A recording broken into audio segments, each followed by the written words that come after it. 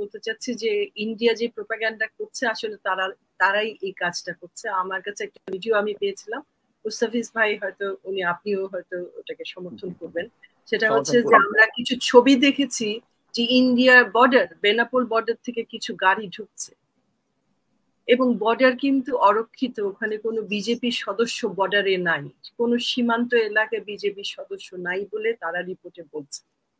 তো এটা খুব গুরুত্বপূর্ণ, খেয়াল করতে হবে, এগুলোকে কানেক্ট করতে হবে। তার অর্থ কি এই যে ভারতীয় সৈন্যরা কি বলবো গুপ্তভাবে বাংলাদেশে ঢুকে গেছে অলরেডি এবং হত্যাযোগ্য, যেটা একটা ওই যে আমি সমন্বয়কের রিপোর্টের মধ্যে দুটার পয়েন্ট ছিল, আরো আরেকটা ছিল যে বিসিএল মানে বাংলাদেশ ছাত্রলীগ পিজি হাসপাতালে আর্মস নিয়ে বসে আছে এবং আর্মস গুলো ডিস্ট্রিবিউট করছে, ওটা হচ্ছে তাদের সেন্টার পয়েন্ট, আর্মস ডিস্ট্রিবিউট করছে, এটা সমন্বয়কদের রিপোর্ট।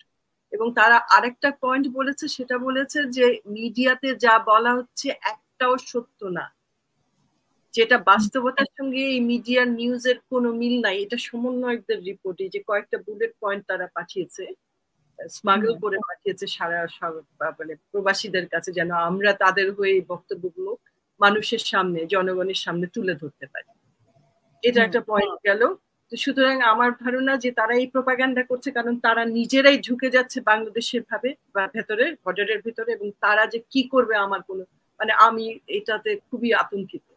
তারা কি করতে পারে আমরা জানি, বিডিআর এ কি ঘটনা ঘটেছিল, বিডিআর হত্যাকাণ্ডে আমরা জানি তারা কি করেছে। তাদের সরাসরি অংশগ্রহণ ছিল এবং এখনো হয়তো তারা সরাসরি অংশগ্রহণ নেওয়ার জন্য তারা আসছে। কারণ এই যে মোস্তাফিজ ভাই বললেন যে বিজেপিকে যখন ডিপ্লয় করা হয়েছে তারা কিন্তু মানে মারমুখী ছিল না পুলিশের মতো, তারা চুপচাপ ছিল, তারা সহমর্মিতা ছিল তাদের, কারণ তাদেরও তো ছেলে পেলে আছে, হয়তো তাদেরও ছেলেপেলেরা এই আন্দোলনে অংশ নিচ্ছে। কিন্তু আপনি দেখবেন যারা গুলি করে হত্যা করছে যেভাবে, একটা ভিডিও দেখলাম এত মর্মান্তিক, এটা ওই যে পুলিশের যে ভ্যানটা, যে গাড়িটা, ওই গাড়িটা যে ওরা করে নিয়েছিল, আপনি দেখেছেন নিশ্চয়ই, ওখানে যে ডেড বডিটা ওরা যখন ওই যে হেলিকপ্টার নিয়ে স্নাইপার দিয়ে গুলি করে আবার যখন দখল করে নিল, তারপরে ওর ভিতর থেকে একটা লাশ টেনে বের করে চালের বস্তার মতো জিনিসটা ফাইল হলো। আমি মানে চিন্তা করছি তার বাপ মা এই দৃশ্যটা থেকে কিভাবে সহ্য করেছে, আমি নিজেই তো সহ্য করতে পারি না কেউ। মানে এটা এত মর্মান্তিক। দেখেন এটা কারা আসলে, এরা আমাদের দেশের নাগরিক হতেই পারে না। আমার তো ভয় হচ্ছে যে এরা এই র্যাবের নামে, বিভিন্ন নামে, এটা ভারতীয় লোকজন বা ভারতীয় সেনাবাহিনী বা কোনো একটা মানে ড্রেস পরে ফেললে তো আর বোঝার উপায় নাই এই লোকটা বাংলাদেশ। জানি পুলিশ বাহিনীতেও ভারতীয় নাগরিকরা আছে, এটার অনেক প্রমাণ আছে। বিভিন্ন টেলিভিশন গুলো, বাংলাদেশে যেসব সরকারি বা বেসরকারি প্রতিষ্ঠান, টেলিভিশন চ্যানেল গুলো আছে, তারা কিন্তু এগুলো প্রকাশ করেছে বিভিন্ন সময় যে ওরা হিন্দু নামধারী, তারা বাংলাদেশের ঠিকানা দিয়েছে, তারা গিয়ে দেখেছে এই ঠিকানায় সেই নামের এই অঞ্চলের কেউ চেনে না, কেউ জানে না। তার অর্থ হচ্ছে যে বিদেশিরা আমাদের পুলিশ সার্ভিসে ঢুকে গেছে, আর্মস সার্ভিসে ঢুকে গিয়েছে। এই যে এই প্রোপাগান্ডা তারা করছে আমেরিকার নামে, অথচ তারা এই কাজগুলো, এটা হচ্ছে চাণক্য এক ধরনের কৌশল। এগুলো তারা সবসময়, এটাকে আমাদের দেশে যারা পুরনো রাজনীতিবিদ ছিল, আমি মৌলানা ভাসানীর নাম মুখে শুনেছি, আমার সৌভাগ্য হয়েছিল ওনাকে কাছে থেকে দেখার। উনি বলতেন মোনাফিকি, এই মোনাফিকি করতেছে। আমাদের সচেতন থাকতে হবে, এই ছেলেদের পাশে দাঁড়াতে হবে। একটা প্রশ্নের উত্তর যদি হাসিনা আমাকে অ্যালাউ করেন আমি 1 মিনিটের মধ্যে বলতে পারি। আমার আব্বার কথা উনি বলেছেন যে জাদু মিয়া মুক্তিযোদ্ধা ছিলেন, তিনি বাংলাদেশে আনুষ্ঠানিক স্বাধীনতা ঘোষণা করেছিলেন ন্যাশনাল আওয়ামী পার্টি ভাসানীর প্ল্যাটফর্ম থেকে, সেটা 23শে মার্চ 1971 সাল।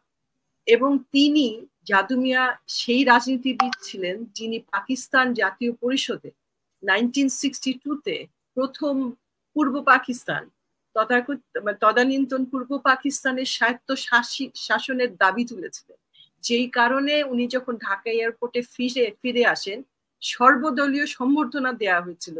এমন কোন রাজনীতিবিদ ছিল না সেদিন জাদু মিয়াকে মালা পরায়নি, ইনক্লুডিং শেখ মুজিবুর রহমান, তিনিও জাদু মিয়াকে সেদিন মালা পরিয়েছিলেন।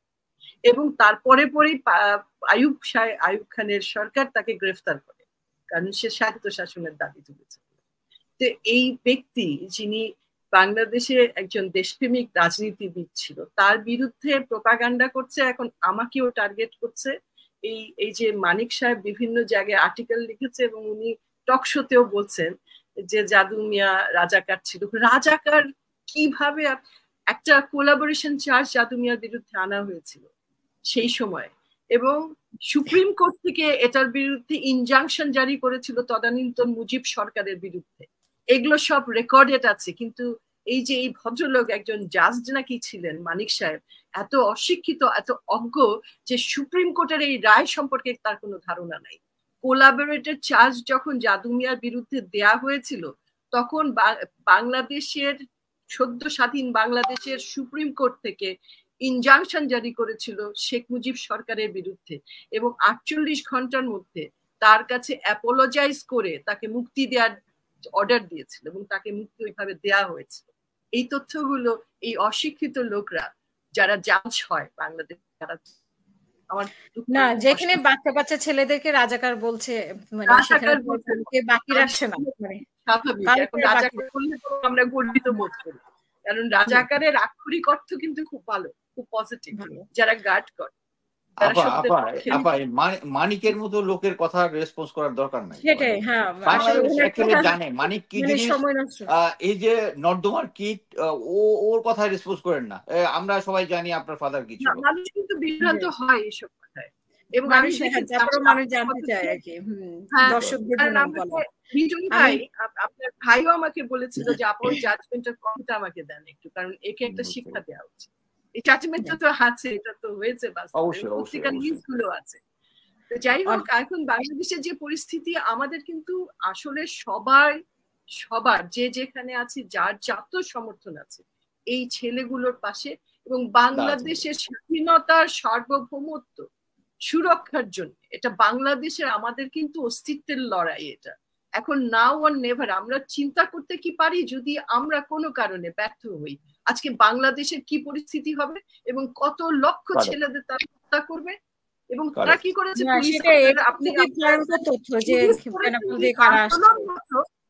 আন্দোলনরত ছেলে মেয়েদের ছবি তুলে রেখেছে। আমি একটা ভিডিও পেয়েছি, সেখানে একটা বাড়িতে গিয়ে যারা আন্দোলন করেছে তাদের ছবি তুলছে। মেয়েটা বেড়ছে রেগে বলছে যে তুলো তুলো, কত ছবি তুলবা তুলো। পুলিশের কি এই কাজ হতে পারে? আপনারা টার্গেট করে রাখছে ছবি তোলাটা, শুধু ছবি তোলার আইডেন্টিফাই করছে যেন সময় মতো তাদের হত্যা করতে পারে, বা তাদের এই যে মেয়েদের রেপ করে করে ফেলে দিয়েছে। আমি শুনেছি গ্যাং রেপ করে কতগুলো মেয়ের ডেড বডি না, ওদের বিধ্বস্ত অবস্থা ডাক্তার ছুরি ফেলে দিয়েছে। জানেন কাদের কাদের? এই যে যাদের আইডেন্টিফাই, কতটা অমানবিক, কত কি হচ্ছে আমরা আসলে জানতেও পাচ্ছি না। আমরা টুকটাক হয়তো তার 100 ভাগের 1 ভাগ আমরা জানতে পাচ্ছি। 71-এ তো হয় না এরকম ঘটনা, রক্ত আমরা এত দেখি নাই। হাত কেটে ফেলে দিয়েছে, ওই রামদা দিয়ে হাত কাটা ছবি আমি দেখেছি। তারপরে যে রগের ভেতর দিয়ে পুরো মাংস কেটে হাত আধা করে একটা মেয়ের দেখেছি, ওই রামদা দিয়ে মেরেছে, একদম বাঁকা হয়ে রক্তাক্ত অবস্থা, দেখা যায় না। এইটা 71-এ আমরা দেখি নাই। এটা আপনি গাজা একমাত্র এটার উদাহরণ আপনি পাবেন গাজাতে, যেটা ইসরায়েলিরা করে। অসংখ্য ধন্যবাদ। রণক্ষেত্র, যুদ্ধক্ষেত্র, আজকে বাংলাদেশে সেই যুদ্ধক্ষেত্র বিরাজ করছে। সবাইকে এগিয়ে আসতে হবে যার যা সমর্থন নিয়ে। এবং আমি জানি বিএনপি কে টার্গেট করা হচ্ছে, কারণ বিএনপি কিন্তু অলরেডি মাঠে তাদের পাশে ছিল, জামাত ছিল, সবাই ছিল, বিবেকমান প্রত্যেকটা নাগরিক তাদের পাশে আছে। এবং তাদের আমরা বলতে চাই, সাহস দিতে চাই, আমরা তোমাদের পাশে আছি, আমরা তোমাদের সঙ্গে আছি, তোমরা দুর্বল বোধ করবা না, আমাদের কাছে খবর পাঠাও। অসংখ্য ধন্যবাদ আপনাকে। আমি আপনার মুস্তাফিজুর রহমান দর্শকদের মানে প্রশ্নের কিছুটা উত্তর দিবেন এবং আপনার শেষ বক্তব্য প্লিজ। আমি প্রথমে যেটা বলবো আর কি, যেটা আমেরিকার এগেইনস্টে যে প্রপাগান্ডা যেটা করতেছে, আমি অ্যাকচুয়ালি এনডিটিভি দেখলাম। এনডিটিভি আমেরিকার মদত দিচ্ছে এটা বললো, এবং বললো যে তারা নাকি সেন্ট মার্টিন চাইছে, যেটা হচ্ছে শেখ হাসিনার পুরোনো বক্তব্য আর কি, এবং এটা আমেরিকা বলে দিচ্ছে অলরেডি তারা কখনো চায়নি। So it's confirm that India actually blindly propaganda করতেছে, এবং আমেরিকা যেহেতু এখনো চুপ আছে, তার মানে হচ্ছে তারা ইন্ডিয়ার প্রভাব যেটা আছে ওইটা কিছুটা হলেও কাজ করতেছে। বাট আমি এটার পজিটিভ দিক বলবো যে আমরা যদি কোনো বৈদেশিক শক্তির সহায়তায় আবার এই দ্বিতীয়বারের স্বাধীনতা লাভটা করি, আমাদের তাদেরকে টার্মস অ্যান্ড কন্ডিশন আমাদের মানতে হবে। সো আমাদের জনগণ যদি এবং ছাত্ররা মিলে যদি এই স্বাধীনতাটা আমরা আবার নতুন ভাবে পাই, আমার দেশের ভোটের অধিকার গণতন্ত্র ফিরে পাই, তাহলে আমাদের ওই টার্মস এন্ড কন্ডিশন গুলো থাকবে না। So it is a positive thing, এবং আমি মনে করি যে এটাই আমাদের জন্য সবচেয়ে ভালো হয়েছে। এবং ইন্ডিয়া আমাদের সাথে যে কাজটা করতেছে সেটা একতরফাভাবে বাংলাদেশের জনগণের এগেইনস্টে, এটা তাদের ফিউচারে তাদের এই এলাকায় স্টেবিলিটি রাখতে কঠিন হবে, আমি যেটা বিশ্বাস করি। এবং আমি যেটা বলেছি, আগেও বলেছি, যে সেটা হচ্ছে আমাদের উচিত হবে এটার পরে ইন্ডিয়ার যে নেইবার আছে তাদের মিলে একটা অ্যালায়েন্স করা। আরেকটা জিনিস একজন বললো যে আমাদেরকে বললো যে দেশে ফেরত যাওয়ার জন্য, এটা আমি বলবো যে এটা আমাকে অনেকেই কৌশলে কোশ্চেনটা করে থাকে। বাট একটা জিনিস বুঝতে হবে যে এখন হাসিনা ফ্যাসিস্ট সরকার যেভাবে তাদের এগেনস্টে যারা কথা বলে তাদেরকে যেভাবে ধর্মান্তর করে, আমি যদি এখন দেশে থাকতাম আমাকে অ্যারেস্ট করতো। আমি কি এখন এই যে মনে করেন যে এই আন্দোলনটাকে আমি গতকালকে থেকে যেরকম বিভিন্ন তথ্য উপাত্ত দিয়ে সাহায্য করতেছি, তো করতে পারতাম না। তো আমরা এখন যে যেখানে আছি, আমাদের যে পজিশনে আছি, সেই পজিশনেই আমরা আমাদের সরকারকে এই আন্দোলনকে, মানে সরকারকে পতনের জন্য আন্দোলনকে সহায়তা করবো, এইটাই। Thank you. অসংখ্য ধন্যবাদ আপনাদের দুজনকে। এবং প্রিয় দর্শক, আপনারা যারা আমাদের সাথে যুক্ত হয়েছেন এবং যারা যুক্ত হতে পারেন এবং যারা এতক্ষণ পর্যন্ত আমাদের অনুষ্ঠান দেখেছেন তাদেরকে অসংখ্য ধন্যবাদ। এবং আমাদের পরবর্তীতে আরো 2টি অনুষ্ঠান আছে, লাইভ প্রোগ্রাম আছে, সেগুলোতে আপনারা যুক্ত হয়ে কথা বলতে পারবেন, মতামত রাখতে পারবেন। আপনাদের কর্নেল মুস্তাফিজুর রহমান, রিতা রহমান, অসংখ্য ধন্যবাদ এবং কৃতজ্ঞতা জানাচ্ছি আমাদেরকে সময় দেওয়ার জন্য। আমাদের আগামী অনুষ্ঠান দেখার আমন্ত্রণ জেনে এখানে শেষ করবো। আল্লাহ হাফেজ, আসসালামু আলাইকুম।